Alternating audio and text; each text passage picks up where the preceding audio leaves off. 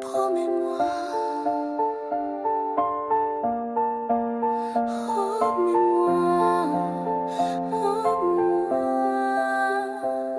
Debout, tranquille dans cette boîte de nuit, à regarder les gens danser, s'amuser, appuyé à la rambarde, en surplomb de la piste. Et j'attends je ne sais quoi, mais je sens que c'est là. D'un coup mon corps entier se met à frissonner. Je ne vois ni n'entends rien de particulier. Je savoure ce moment de bien-être absolu, comme si tout mon corps s'élevait dans les nues. Presque en état d'hypnose ou en état second. Je ressens derrière moi sa présence, son aura. Mais je ne le vois pas, je déguste l'instant. La vibration si forte, coup de foudre à l'aveugle sans un mot. Sa main de la mienne s'approche, je la prends doucement et je tourne la tête pour découvrir celui qui un jour sans que je m'en rappelle, tout du moins consciemment m'a donné rendez-vous. Main dans la main, nous allons nous asseoir et nous parlons des heures chacun de notre histoire, comme si nous étions amis de longue date et nous nous retrouvions enfin ce soir.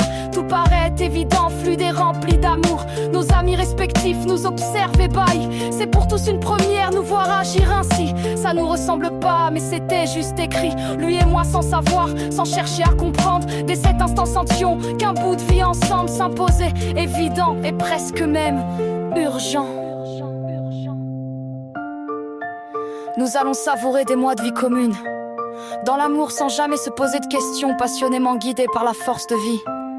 Comme si de son côté il y avait urgence à me transmettre une certaine philosophie.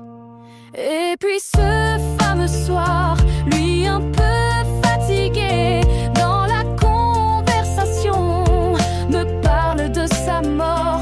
Promets-moi si je meurs de refaire ta vie le plus vite possible. Ne traîne pas, quelqu'un de bien viendra, tu le reconnaîtras.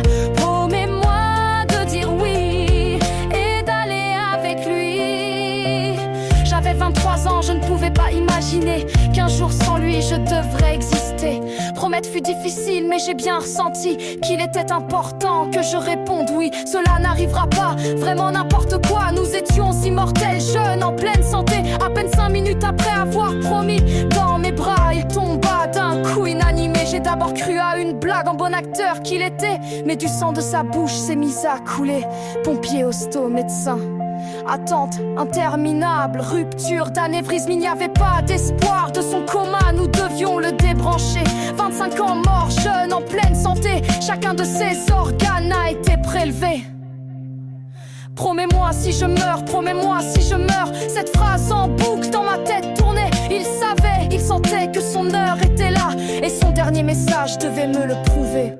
C'est quelques jours plus tard que chez moi j'ai trouvé un livre apparu dans ma bibliothèque, La vie après la vie de Raymond Moody. Il l'avait déposé sans même m'en parler. Hasard, je n'y crois pas, impossible, trop précis. Depuis ce fameux soir où je l'ai rencontré, les choses étaient écrites, même millimétrées. Ce n'est que bien plus tard que j'ai vraiment compris.